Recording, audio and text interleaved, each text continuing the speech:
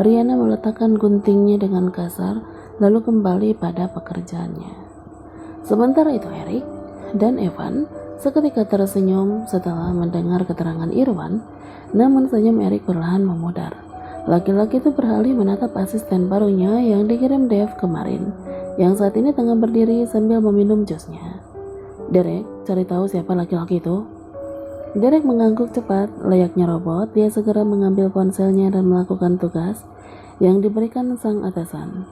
Lain Erik, lain pula si Hanley. Setelah mendengar keterangan Irwan, wanita itu segera meraih vas di atas meja dan Viara. Wanita itu membuang vas di tangannya, lalu membuang bantal-bantal sofa. Paman, kurang ajar. Riana, awas kau. Amuk wanita itu.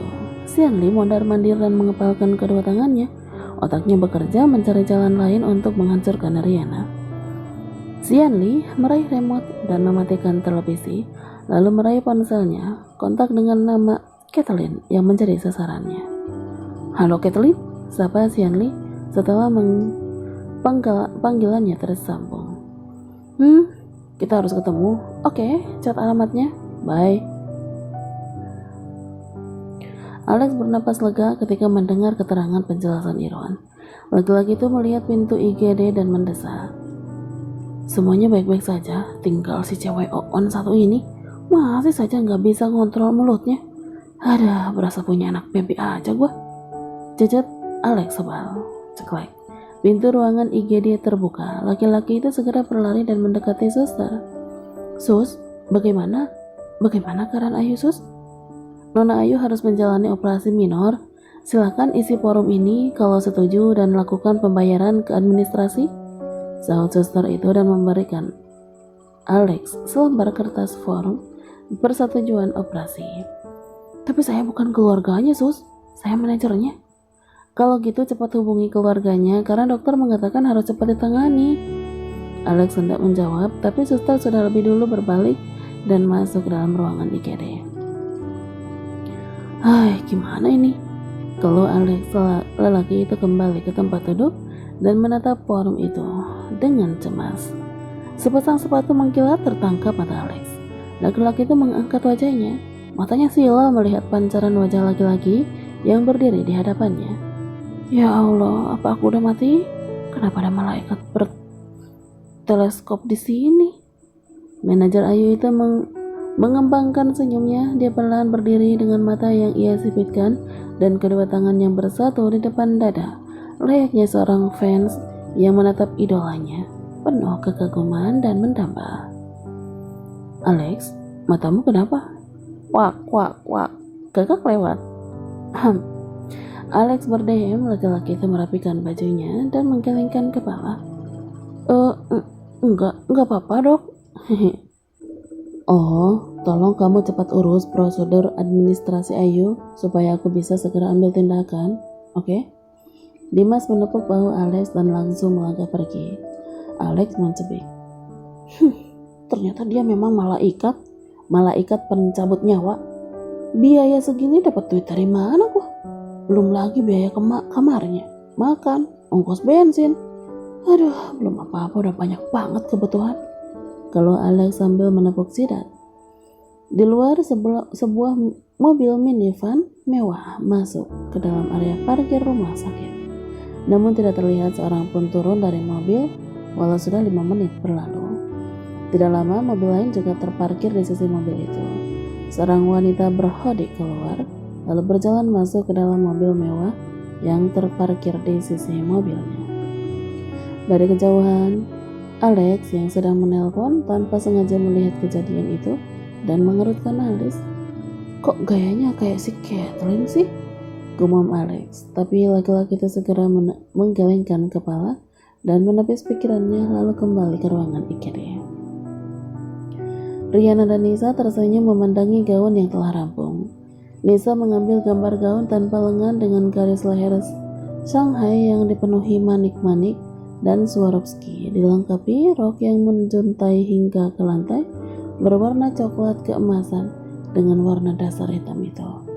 Keseluruhan tampak begitu anggun dan mempesona, terlebih dengan taburan Swarovski mulai dari bagian dada hingga roknya.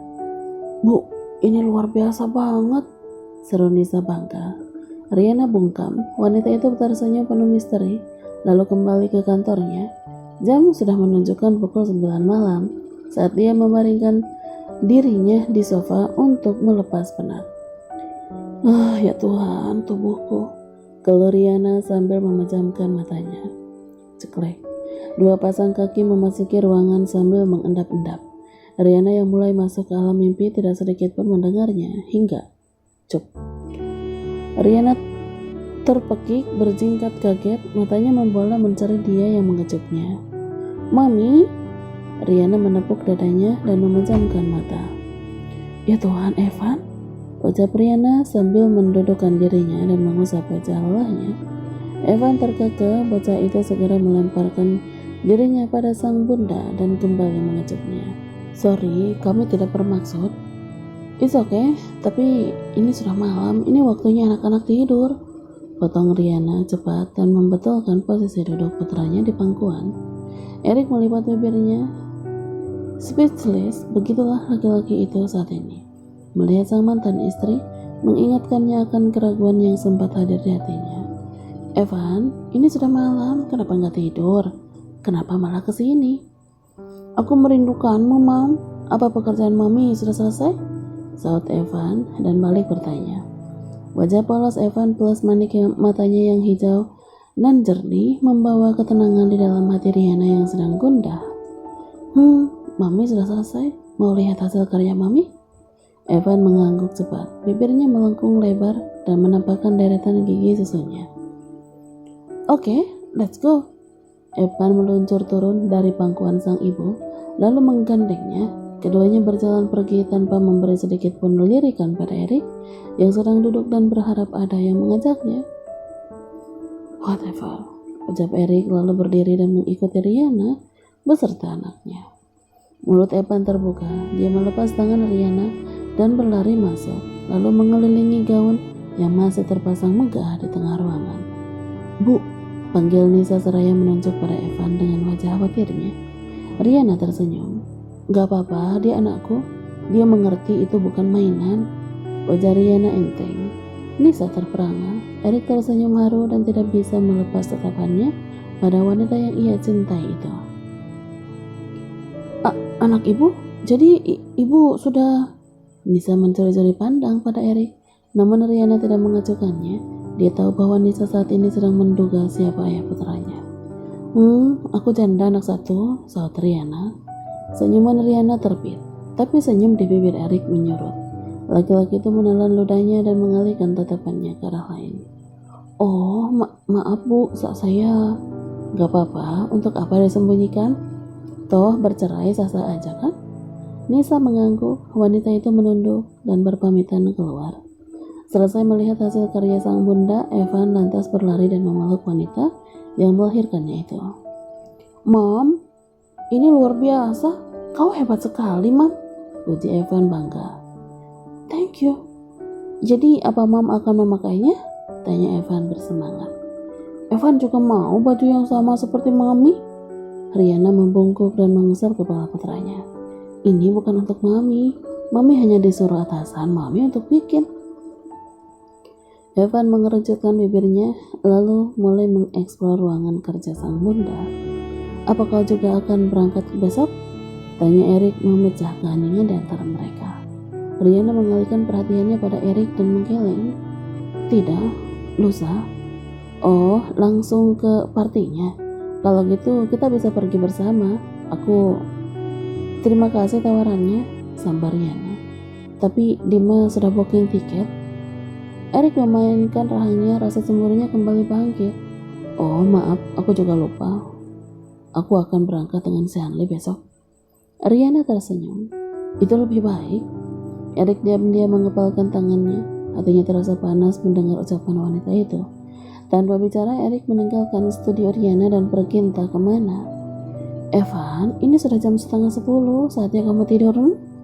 ujar Riana seraya memutar kursinya yang sedang diduduki sang putra. "Mom, bisakah aku tidur denganmu malam ini?" Riana tercekat. Wanita itu melirik pada mantan suaminya yang baru saja kembali entah dari mana. Bukannya memberikan bantuan, tapi laki-laki itu justru melengos, pura-pura tidak mendengar. Evan, Mami sekarang masih tinggal di kamar sempit. Nanti kalau Mami sudah pindah ke apartemen baru, Evan bisa bermalam di tempat Mami. Erik seketika memutar kepalanya dan menatap mantan istrinya itu. Pindah ke apartemen? Apartemen mana? Kapan? Pertanyaan-pertanyaan itu muncul di benak Erik, tapi mulutnya seakan terkunci, tidak bisa mengeluarkannya. Promise? Tanya Evan meminta kepastian. Promise. Kilatan Blitz menyambar tiada henti. Karpet merah yang digelar seakan tidak berhenti dilewati. Para selebritis di negara lokal dan internasional datang silih berganti. Gala premier film kolaborasi antara Asia dan Eropa memang sudah banyak dinanti karena dibintangi oleh aktor dan artis ternama plus sutradara kawakan. Rihanna yang baru saja datang lebih memilih jalan memutar dan masuk lewat jalan belakang. Tris, kamu kan ada undangannya, kenapa kita lewat sini? Tanya Dimas yang tidak habis pikir dengan keputusan tunangannya itu. Aku ini cuma desainer utusan, Mas. Aku disuruh datang juga karena aku harus bertanggung jawab sama kostumnya Shanley. Jangan terlalu rendah diri, sayang. Rendah hati boleh, tapi jangan rendah diri, tutur Dimas.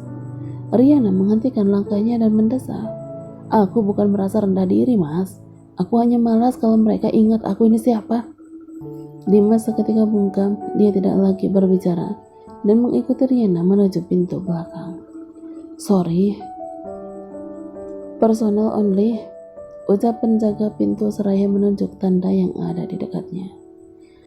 Rihanna tersenyum dan memberikan undangan yang diberikan Elena beberapa waktu lalu untuk hadir sebagai wakil dari Glamorous.